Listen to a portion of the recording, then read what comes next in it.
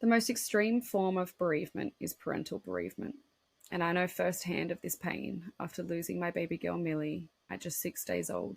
With no indication of complication prior to her birth, it came as a complete shock. We never got to see her eyes, we never got to hear her cry. As the weeks passed and we were riding the tsunami of grief, those around us expressed how useless they felt. They too didn't know that we felt so useless. We didn't even know what we needed. But I knew at that point that I needed to speak out. From Milli's life and death, this podcast was birthed. Little Life, Big Loss. As a safe space to talk about baby loss, grief, trauma, heartache, and hope. A safe space for lost parents to share their stories of their real-life angels. A place for our nearest and dearest to learn about our journeys and to gain a deeper understanding in how to help those who are riding the tsunami of grief. Welcome to Little Life, Big Loss. Hi there, Milli's mum here. My name is Rochelle and I am the creator and host for this podcast, Little Life, Big Loss. Whilst I hadn't planned on adding trigger warnings to the podcast, because let's be honest, our whole life and this whole podcast is one big trigger, I would like to preface a few things.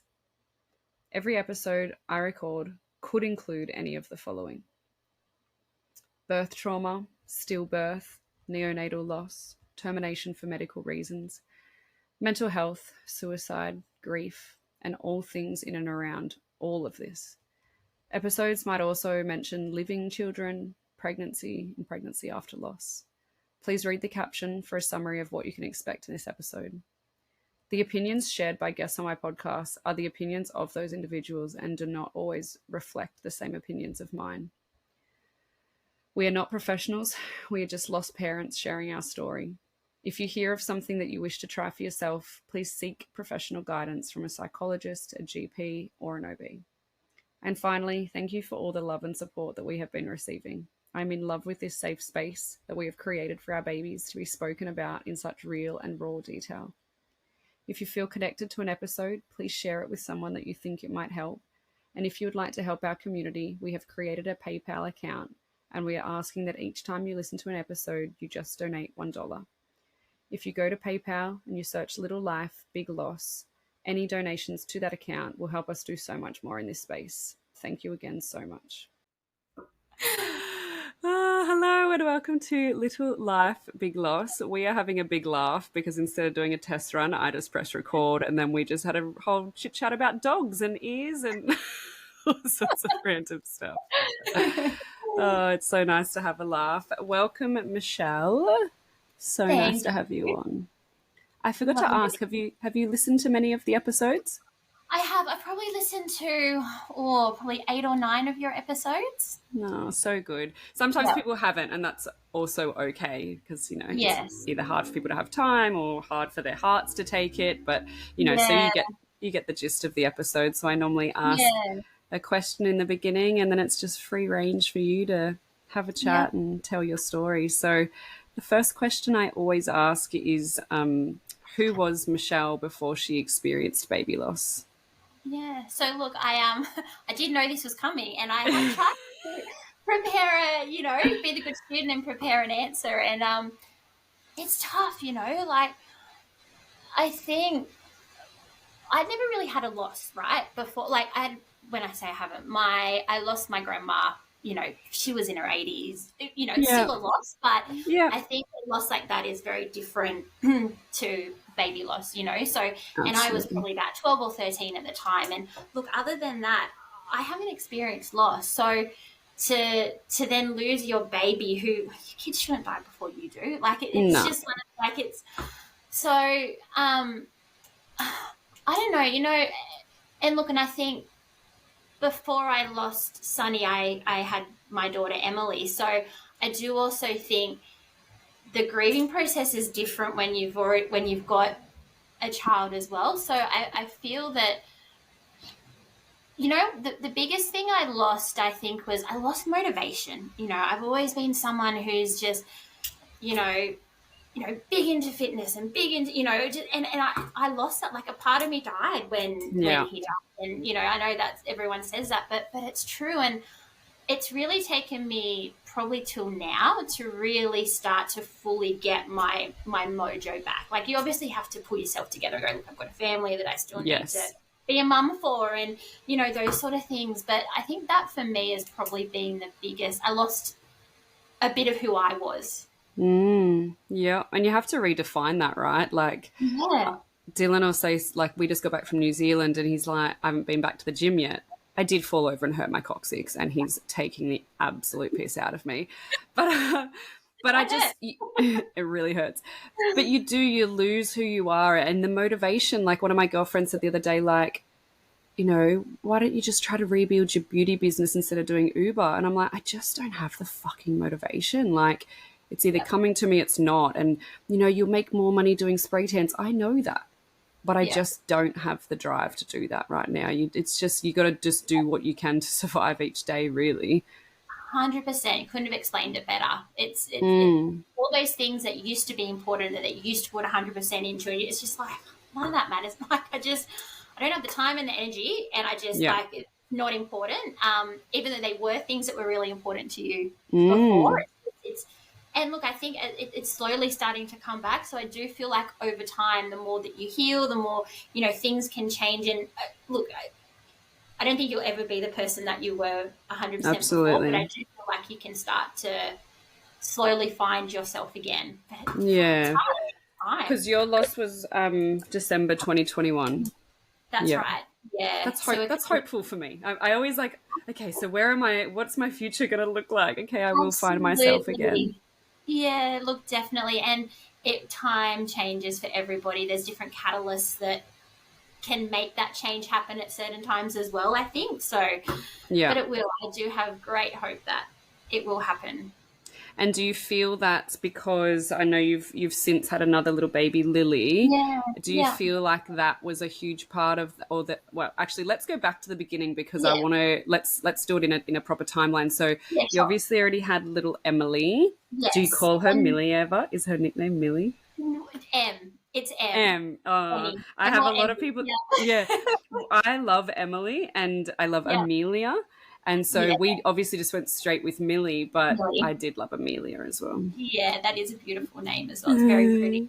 Little M. Well, even before Emily, we did actually fall pregnant. So Sam and I, my husband, we actually met. We're a Tinder success story. Yay, I love that. We met off Tinder, and we actually lived not that far away from each other. And we even had mutual friends, but he knew them through footy, so he played rugby league, and then I knew them. So I used to row surf boats, so I knew them through the surf club. But our paths would have never crossed had it have not. And then they're like, "Hey, what are you two doing together?" So we got together in like 2016. Knew straight away, like, was meant to be. Love that. Got engaged, got married in 2018, and then pretty much fell pregnant straight away. Beautiful. Which was good. And then we actually had a miscarriage. So it was actually a silent miscarriage. So I went in for my 12-week scan, and you know what? It was one of those things, right? So you know how they go after the 12 weeks, I was feeling like nauseous and like really like hardly anything other than a tiny bit of nausea. And it was funny. I went to the beach. I had a day off. One of my girlfriends came out and saw me. At the time we were living on the northern beaches. Yeah. And in Sydney. And I met up with her at one of the beaches, and she had her kids there. And I said, "Oh, Jack," I said, "I think I'm coming out the other side now." I said, "I feel amazing. I've got my energy back." And I go, it's funny. I go, "You know what?" I go, "I actually don't feel like I'm pregnant anymore."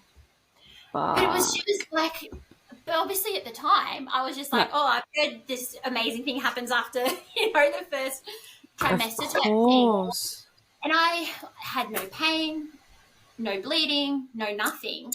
And then I just started to get, and then literally the day before my 12-week scan, I remember I was at work, and then I went to the bathroom, and there was a tiny bit of blood then. And I was like, "Oh, this is," and then I started obviously panicking because I was like, "Oh my God." Everything fell into place. Yeah. And then I managed to get into a scan a day earlier, and that's when they then said, "Look, there's no heartbeat." So you just kind of go, "Fuck!" Like, and I never really no one that I knew had ever had a miscarriage. Like I didn't really know anything about it. So like my sister had had two beautiful girls, my brothers had it, like, you know, so it's just one of these things, just like, fuck, okay, like, so yeah, so look, that was our first, like, I guess, you know, part of the journey. You know, what did you have to, so how far along could they tell when Bub had passed? Yes, yeah. So, well, so they reckon it was, what was it, maybe 8 weeks? Yep. 8 or 9 weeks was probably when Bub passed. But because obviously Bub was still quite formed then, I had to go in and have a D&C just to, you know, yeah, clear me out, so to speak. Yeah. But I guess that experience, so even that, and this is where I gave feedback to the hospital. So we went to the Northern Beaches Hospital, and you know, we got sent straight. Once the results came in, we went to my GP, and then he said, look, go straight to the hospital. We waited for, God, I can't tell you how many hours in emergency to get seen by one of the doctors there, to then be told, look, there's no social worker on site on that particular day. And by that stage, I think we'd been there for 5 or 6 hours. To then be told there'll be a doctor that's going to see you. And finally, after how long, luckily, I am quite a, you know, I'm always a glass half full kind of person, right? And I didn't need that support. My husband was with me, but I just think, who else in that situation isn't, you know, wasn't able to deal with like I was? That's such a poor experience. To then be told, yep, this is what's happened, go home, come back tomorrow morning. So we come back the next morning and we rock up at the day surgery unit. I'd sent all my paperwork through the night before. No record of me whatsoever. I'm just like, this is not, like, literally what we've just been, this is not what we need to hear. And then my husband, God love him, isn't the most patient and calm person. So he obviously got quite a rate at, you know, and I was like, just go away, let me deal with it. Yeah, this is not going to help. Not going to help the situation. Anyway, we dealt with it. They found it. Obviously, because it had come through so late at night, it just didn't make the part. Anyway, got in. But then we go in, I get called in, you sit waiting in the room ready to get prepped and ready to go, to be told twice that I've been put off because the doctor had to go and deliver emergency fuck. Was. To then also be hearing babies crying. And I'm just like, for fuck's sake, like... Yeah. I know this happens. I'm like, look, that happens, and that's important. Like, I can wait. But put me in somewhere where I'm not going to be hearing, you know, babies crying and things like that. It's just like, far out. So soundproof rooms or fucking different areas or something. That's right. That's all that needs to happen. Like, just kind of move me away from, you know, all that. So anyway, look, so that was our first kind of experience there. And look, all ended up fine. But yeah, I just, you know, we obviously gave that feedback because, as I said, you just don't want other people, like, if someone can learn from our experience, like, let's, you know, and they were really good. I had multiple people call me. They took on all the feedback. They actually said we're going to do our policies and things like that. So I really hope they have. Yeah.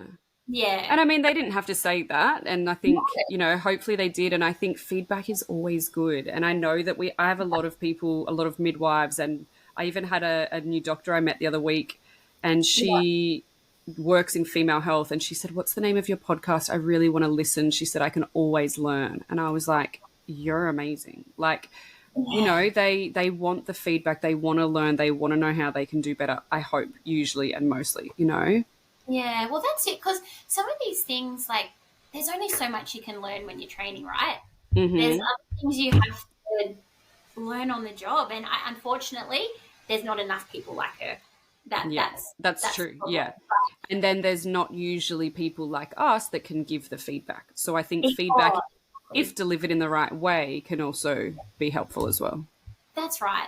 And look, I work in HR, so I'm used to, you know, I'm all for let's make things better. How do we fix this? Let's give constructive feedback. You know.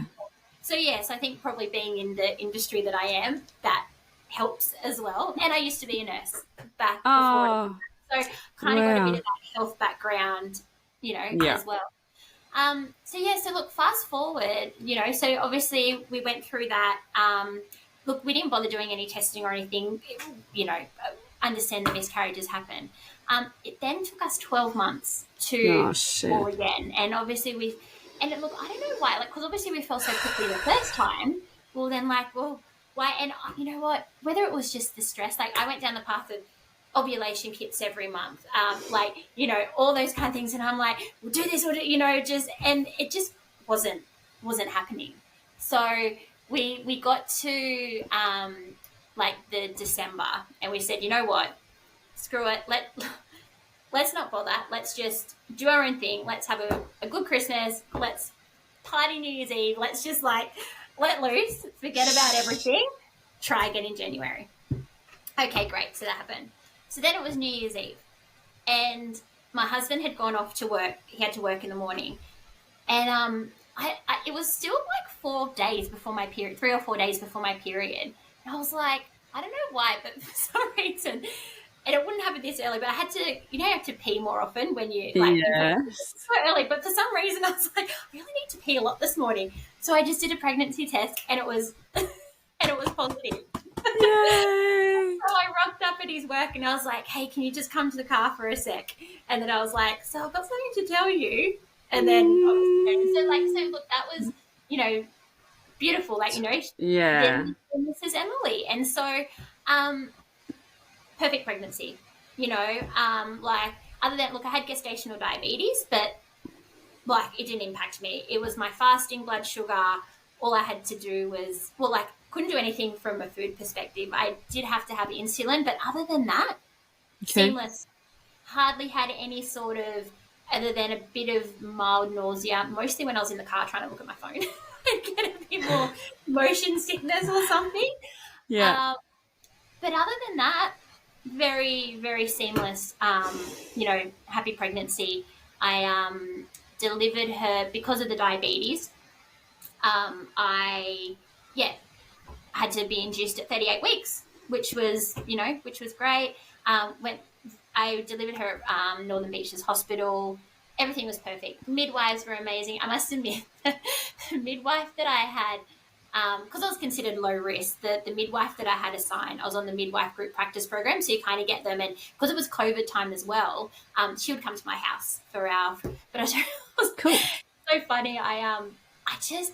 I think she was one of those that had been a midwife for such a long time. And you know, when it's your first pregnancy, she was just like, oh, you look right. You look good. I'm like, are you not going to measure me? Are you not going to take my blood pressure? Are you not going to put the dog? Like, I had to like ask for all these things. So to be honest, when I then got induced, when I did, and she wasn't working that day, I was secretly happy. Yeah, that's way too relaxed for my liking. Way too relaxed. So, but then, yeah, beautiful, great delivery. So how come they induce you at 38.5 when you have gestational diabetes? Yeah, so because I was insulin, I had to go on the insulin as well. Look, maybe different hospitals are different, but once you get to around that 38-week mark, your sugars and stuff can be really unpredictable, and your placenta can also start to work not as effectively. Okay. So they like to bring you on a bit earlier just to be on the safe side. And in Emily's case, I actually ended up going in a couple of days early because it ended up being, it was going to be induced at 38 and 4 days or something, but it ended up being pretty much smack bang on 38 because my blood sugars dropped really, really low. And I thought, I just haven't had breakfast. I had some breakfast. I went for a long walk, came back, and they just still weren't changing. And then that's when I rang the hospital and said, hey, this has happened. They're like, oh, come down, like, we'll check you out. And my husband was really disappointed that we're being induced because he's like, I want the whole, quick, waters are broken, let's go. And so he kind of semi-got that because I had to call him from work and go, hey, we got to go to the hospital. So I love how the guys want that. Like when we got told we were having a cesarean because Milli was breached, Dylan comes home and he's like, oh, are you disappointed that you're missing out? And I was like, for what? He's like, well, I just was really looking forward to the labor and stuff. I was like, you were looking forward to it. I'm so glad because I'm fucking glad. And then I had to sit with it for like 24 hours like, am I disappointed?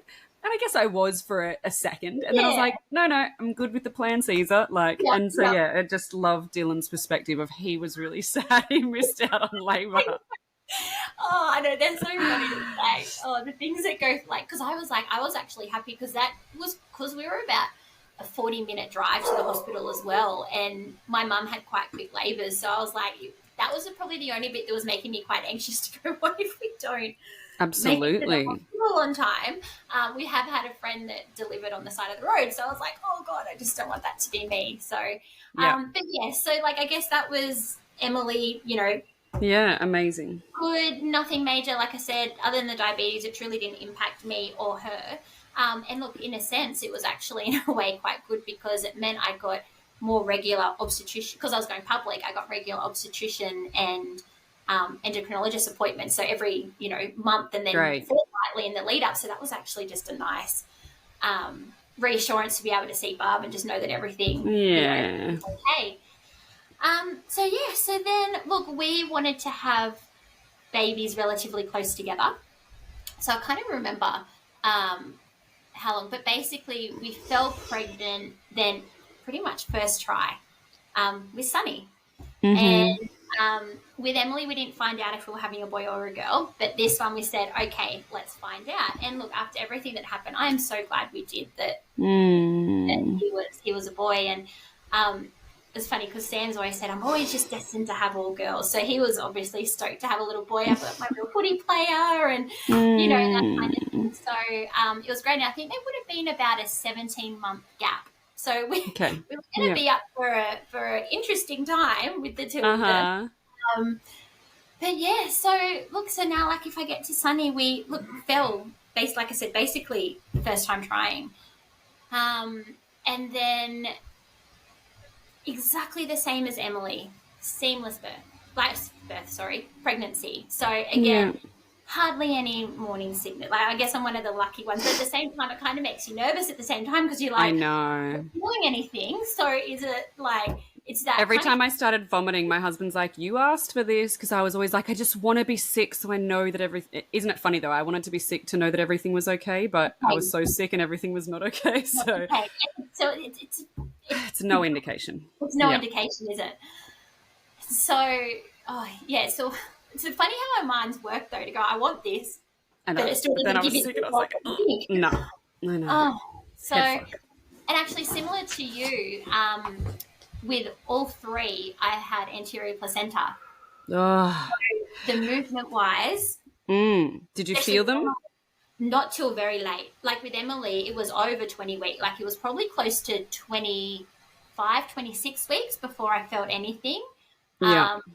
With Sonny, I think it was probably about the same, maybe only a week or two earlier. So it definitely does mask it. Do you know, I've always been saying like that I want to have a posterior placenta, but the other night I was laying in bed and I thought, no, fuck it. I want an anterior placenta next time so I can compare it because I never felt Milli. Never felt Milli. You know, like got to 39 weeks and I remember the morning we packed our bags and we're going to the hospital and Dylan said, all right, Milli, well, I didn't feel you inside. I'll have to, you know, touch you on the outside. And I was like, you know, so we very, very openly talked about her lack of movement. Yeah. And yes, it was because of the anterior placenta, but even once we got to 20, 25, 30, 35, we were still saying like, still don't feel her. So yeah. Yeah. Crazy. It's just that's shit. hard. But yeah, that's shit.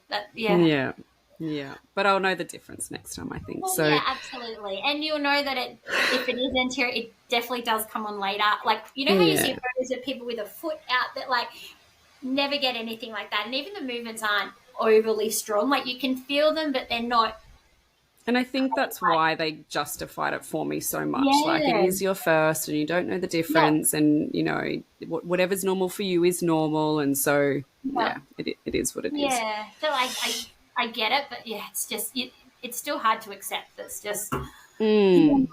Yeah. So you had an anterior placenta. Anterior placenta, similar thing. So this time I had diabetes again. A little bit stronger this time, so needed a bit more insulin this time. But look, again, so if I go through, we did the NIPT test, NIP test, everything came back fine. I still went public. So this time though we'd moved. So we're living on the Central Coast at this time in Milli. Cool. Yeah, so I grew close up on the Central Coast, but moved to Sydney, and then we're back living on the Central Coast at this point. So everything was through Gosford Hospital, but I always did my scans at a specialist women's ultrasound clinic. I would always recommend that to anybody. It's their bread and butter. They're specialists at that. I always trusted. Just didn't want someone who just scanned a knee or an elbow. Yes, and absolutely. For my own peace of mind. And they were fantastic. So look, everything was going really well. I up until I had my 20-week scan. Everything was perfect. So just as you would expect. I then, and this is peak COVID time, right? Okay. So working from home, great.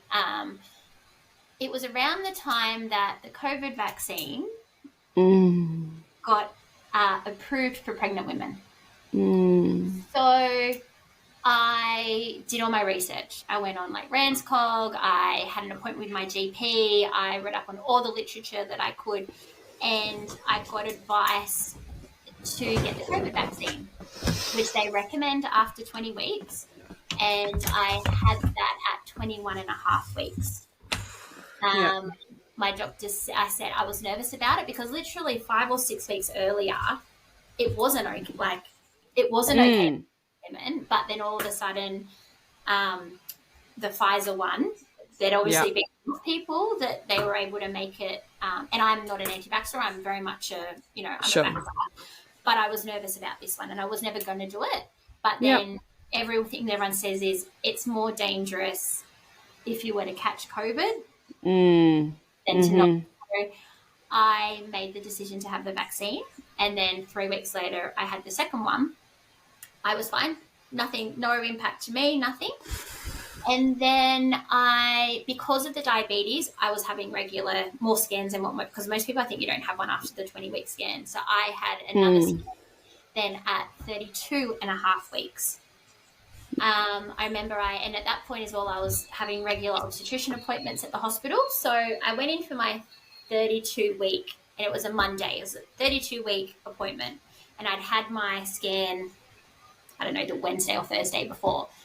But for whatever reason, the results hadn't come back through to the obstetrician yet. So when he looked my file up and he said, "Oh, look, that's fine. Go and have your endocrinologist appointment. Do whatever." And he said, "Look, it hadn't come through. We'll follow up. I'll review it later." So it's okay, fine. Everything else checked out. No issues. What's endocrinologist? That's for someone who, so when you've got diabetes, they are the ones that they monitor your blood sugars. Okay, cool. Assign you what medication you need and things like that. Sorry. Yeah. No, that's right. So did that. So that was the Monday. On the Wednesday, I think it was the Wednesday, I remember I was sitting at my desk at home. The hospital calls, and they said, "Oh, Michelle, the doctors reviewed your scans. Could you come in? They just want to have a chat to you. Would you like to come in?" And obviously, your heart just sinks. They're like, "It's fine. We just want to." And I was like, "Okay." Husband was working in Sydney, so I called him and said, "Sam, look, they've told me it's nothing major, but they want me to go in and have a chat and talk to the hospital about my last scan." And he just dropped everything and rushed straight home. And I went to the hospital. I can't remember at the time, but it was 2:00. I got there, and they put me straight in and started putting all the monitors and things on me to start checking movement. So if anyone is watching on YouTube, you will notice that Michelle and I have changed clothing. We did not go do a wardrobe change, but what happened was we had a technical glitch, and when the producer tried to launch this podcast a few weeks ago, we were missing a snippet of the potty, which is really sad. And I just want to acknowledge Michelle and honor you, because it's about 2 weeks since we recorded the podcast, and we've actually had to go back and listen, and we had to re-record this middle bit here. And we really like to pride ourselves on the podcast being really authentic. And so, yeah, thank you so much for coming back in to re-record this section, and especially for such a traumatic story and all the rest of it. So I'm just going to do a little recap.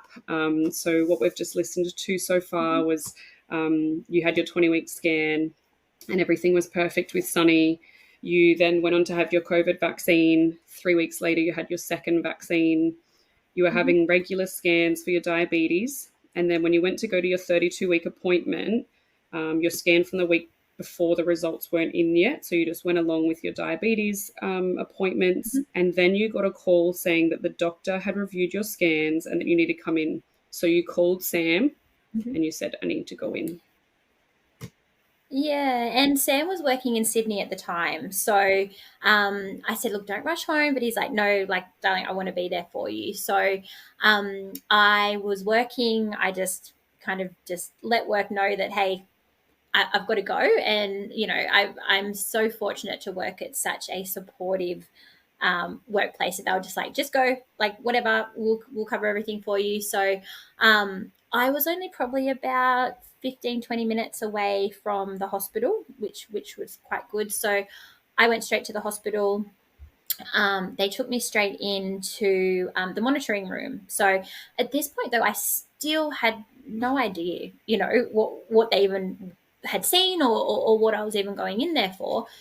And so I went in and they hooked me up to the monitors, and I just sat there and they were monitoring movements and, you know, just anything, heartbeat, everything like that.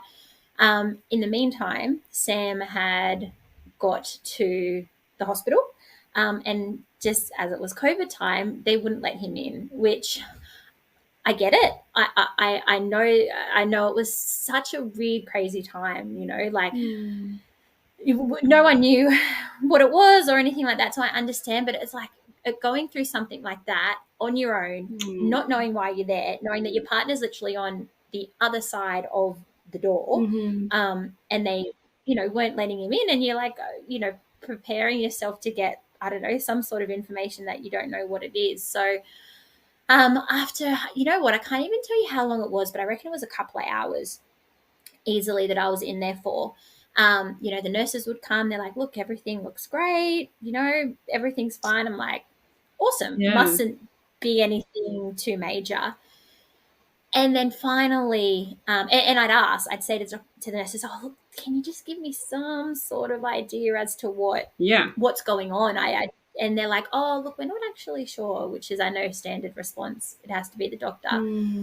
Finally, I guess it was a couple of hours later, the doctor saw me, and they basically just gave me some information and just said, look, we've noticed that there's a little bit of swelling all on Sonny's head. They just said it's bigger than what it should be. So they couldn't tell what was causing it or what it was, but just that it was, so his head a bit more itself enlarged. was enlarged. His head itself, everything else is fine, but his head itself was enlarged. So and basically they said, look, we can't tell you any more than that, but they kind of intimated that, look, there's nothing too much, we're not overly concerned, but we can't do any more with you here. And they wanted to send me to Royal North Shore Hospital because they've got a fetal medicine unit there, and they wanted to get me seen by them. So I said, okay. So this was, I think, I'm trying to remember, this was the Wednesday that I was in seeing them, Tuesday or Wednesday, either way. Couldn't get the appointment till the Friday. And I just want to add something in here. So something I've learned over the last couple of weeks, months maybe, and it blows my mind, is that a maternal fetal medicine, so an MFM, is an obstetrician that specializes in the baby's health. So I didn't know that when you go to an OB, they specialize in you and pregnancy, but they don't know much about babies. And so that's why if there's something wrong, they send you through to an MFM. But so like in Milli's condition, my OB wasn't experienced enough to know if there was anything wrong with Milli as such. Whereas if I was with an MFM, they would have picked up on what happened. And I've only just learnt that also recently. I know. So you only get referred to an MFM if you're high risk or if there's something wrong with baby. But that's how things like Milli's can go unnoticed if you're just with a normal OB, even though he was private. So it's like, anyway, I don't know if I'd already mentioned that, but it's like just a new learning that I've had. So I'm like, MFM all the way. Like, and so that obviously, OBs obviously know enough of the basics, and obviously could pick up if something, major, but it's insane. I didn't realize that either. No. So they're more about us as opposed to Bub themselves. Yeah, I know.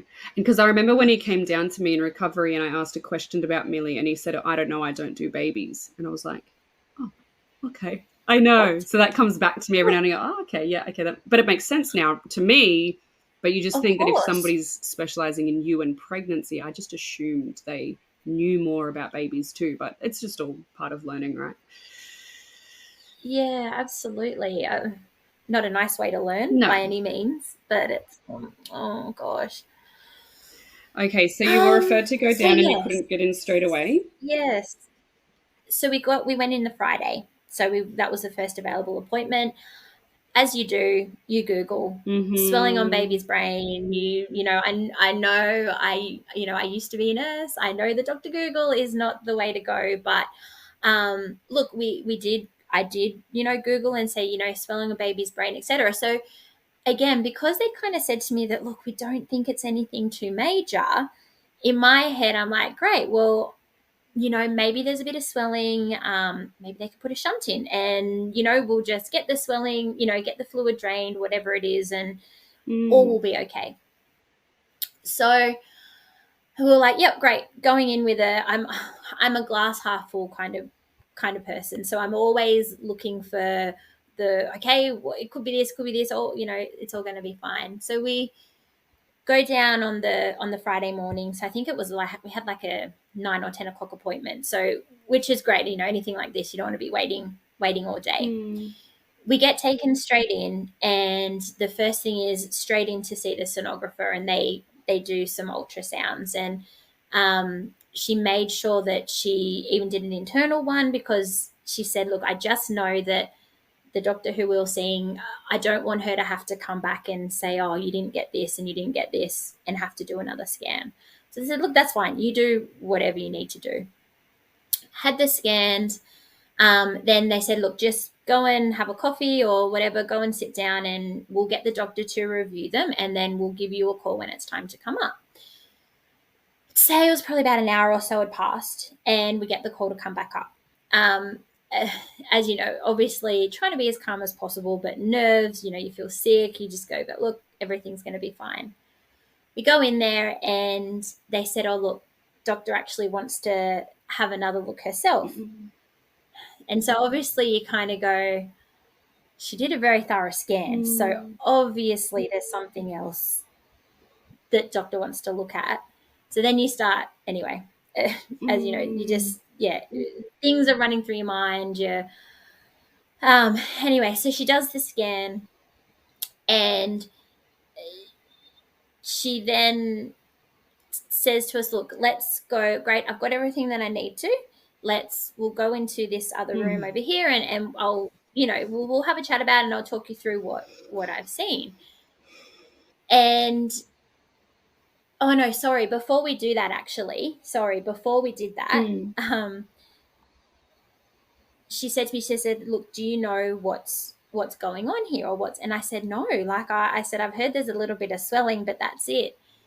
And she put a hand on my leg, and the moment that someone puts their hand on your leg, you know that it's not going to be good news. I just got goosebumps. She put a hand on my leg and just said, I'm really sorry, but we're really, really worried about your little boy.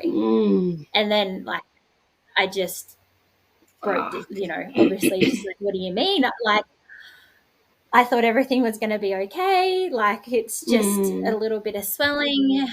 And then it was at that point, obviously, she just gave us a moment, and then she said, look, just if you can, we moved into into like a consult room type thing. And that's where she started to take us through what she'd seen on the ultrasound. So what she had seen was, as you said before, everything was fine in the previous scans. Since my 20-week scan, what had started to develop or change was in anyone's brain, there's a thing called a CSP, right? It's a little like rectangle piece in the middle of the brain. I can't tell you exactly what it does, but basically it's rectangle shape. Sonny's had started to grow a staghorn-like look Okay. of his CSP. Again, not 100% sure what the impact of that is on him, but that was something. It was definitely it shouldn't be growing that way. Okay. Put it that way. And what they'd also found is two masses in his brain, so two cysts. Well, they thought they were cysts. They weren't really 100% sure at that point in time whether it was big pockets of bleeding or what, but there were two masses, and I can't remember if it was the left or right, but I think the left side was a lot bigger. And then when you measure them, they say there's like different measurements, like a minor, medium, severe, and the left one was severe, which I think I'm trying to remember how many mils it was now. I think it was like 14 millimeter or something like that. Like it was huge in his little brain. And then the other side was growing or had a pool blood or something as well. And so obviously that was a lot to take in. And then she said to us, so basically off that, she said, look, the outlook for Sonny is that A, if he were to even survive this, the condition that he has would mean that he would have, it would actually cause seizures. So he would have a lifetime full of seizures.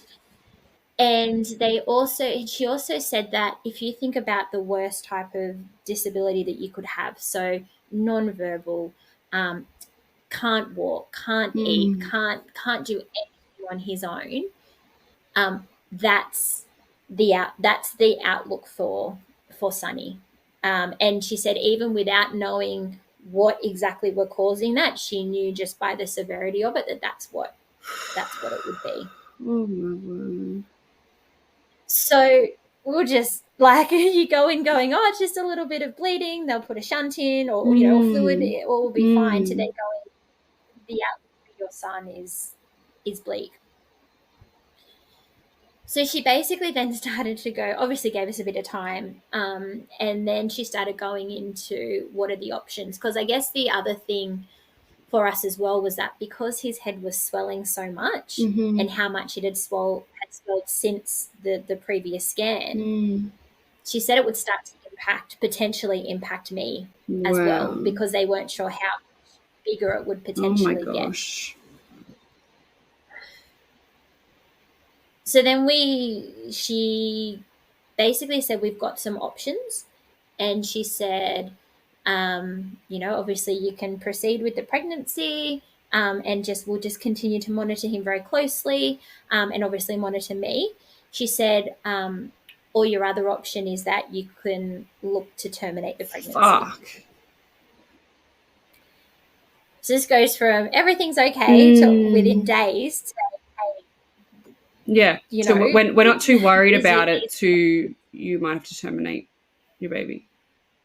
Yeah, that's it. Which and I think and it just goes to show, right? We're also worried about oh, don't tell anyone that I'm pregnant until 12 weeks, or don't wait, and it's like things can happen at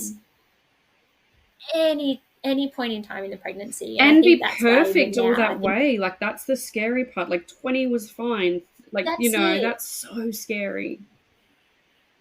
And I think that's the bit that was so alarming is especially as I'd had a perfect pregnancy, the one before. So and then this. So look, Sam and I had some time then. She said, look, I'm just going to let you guys have a little bit of time to yourselves and kind of think about things. She's like, you do not have to make a decision now. Sure. She said, I just want to give you some time, have a think about if you've got any questions. And then she said, I'll come back and see you. So obviously she went out of the room and we both just broke down. It was surreal. I had no idea what to even think. I am also someone who goes straight into solution mode, regardless of what situation I'm in. Yeah. We both just kind of discussed it and went, and obviously you don't want it to be a rush decision, but we spoke about things. So we said, look, for starters, that's not the life we wanted our son to have. I said, we've played sport our whole life. We've done all these things. We said we don't want our little boy to, like, that's not a quality of life. That's not the type of life that we want for him. Yeah. All that I feel like, and I said, we've also got Emily at home. That's what I was just looking for. That I'm like, you already had Emily as well, so yeah, exactly. So I said, if he were, and this is the thing, even if we did proceed, even if he were to survive, which, to be honest, I don't think he would have. Or like we said, then we take that risk on me. Like, do we then want to take that risk as well of my life and leaving behind, Emily, who, and we said, look, she then wouldn't get the love and support that she deserves because everything would go into him. And I said, and you know what? And it's not like even money was an issue. Even if we had access to the top doctors in the world, to the, money wasn't an issue. His condition, there is absolutely nothing that could be done for him. Yeah. So we it was at that point that she came back in, like we discussed it, and she came into the room, and we just said to her, look, this is not something that we think that we can continue with for him, for us, for our little girl already at home. And and that's when we told her that we decided that we wanted to terminate the pregnancy. And it was, you know what, it was the hardest decision we've ever had to make, and I hope that we never ever have to make a similar decision. I do also feel that the decision was made for us. Absolutely. And we just, I guess, had to agree to it. And look, what I am really glad on is that she did actually convince us to get one more scan. So we did get an MRI. Okay. While she said it's not going to change the outcome by any means, but what she said it will help do is confirm, is it cysts or is it blood, or what is causing these, I guess, masses on the ultrasound that they can see. Yeah. So the following Monday, we were able to get in and get that MRI. Okay. Yeah. And then on the MRI, it confirmed that they were cysts on the brain? Cysts. Yeah, so they were cysts. So as I said, the left one was huge, was, the 14 mil severe, which they said severe, anything, like there's absolutely nothing, no form of life whatsoever when you've got something that severe. And then the other side was a cyst as well that was still quite big, but much smaller than the other side. And then, that's it. Okay. I will stop the Thank you for listening to Little Life, Big Loss. If you are here because you've experienced baby loss recently or a long time ago, I am so sorry. If you have never experienced the loss of a baby, but you are here to learn, thank you. If you are here because you have just had the news that you have to make some really tough decisions, I am so sorry. I hope these podcasts give you the help and the guidance that you need. If any of today's conversation has triggered any uneasy emotions for you, please contact Lifeline on 13 11 14 or lifeline.org. Another organisation working specifically with pre- and postnatal depression and anxiety is PANDA, PANDA. You can find them at panda.org.au. And remember that postnatal depression and anxiety does not discriminate. It can affect both men and women, mums and dads. Please seek help from your GP, psychologist, your local hospital, a midwife, OB, Lifeline, or Panda. I love you and I miss you, my Milli.